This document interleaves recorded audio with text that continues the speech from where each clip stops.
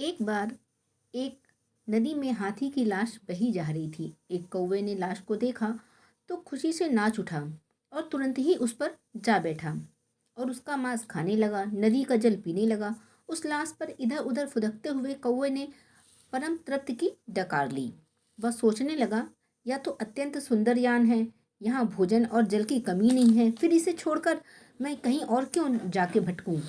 कौवा नदी के साथ बहने वाली उस लाश के ऊपर कई दिनों तक जो है घूमता रहा। भूख लगने पर वह लाश को नोच कर खा लेता, प्यास लगने पर नदी का पानी पी लेता। अगाध जल राशि, उसका तेज प्रवाह, किनारे पर दूर दूर तक फैले प्रकृति के मनोहर दृश्य देख देख कर वो भाव विभोर होता रहता। नदी एक दिन आखिर महासागर में जाकर मिल गई। वह मुदित थी, उसे अपना गंतव्य प्राप्त हो चुका था। सागर से मिलते ही उसका चरम लक्ष्य था, किंतु उस दिन लक्ष्यहीन कौवे की तो बड़ी दुर्गति हो गई। 4 दिन की मौज मस्ती ने उसे ऐसी जगह लाके पटक दिया था जहां उसके लिए न भोजन था, न पीने के लिए पानी था और न ही कोई आश्रय था। सब ओर से सीमाहीन अनंत खारी जल राशि तरंगित हो रही थी।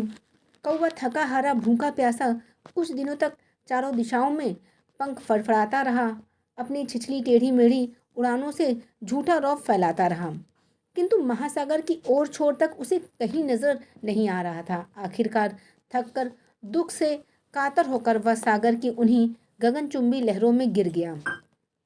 एक विशाल मगरमच्छ ने उसे निगल लिया।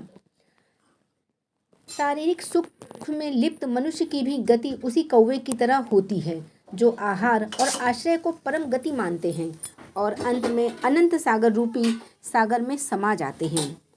जो आया है वो जाएगा एक दिन, फिर ये सच है। फिर इतना अहंकार क्यों करता है मनुष्य। तो उम्मीद करते हैं ये कहानी अच्छी लगी होगी।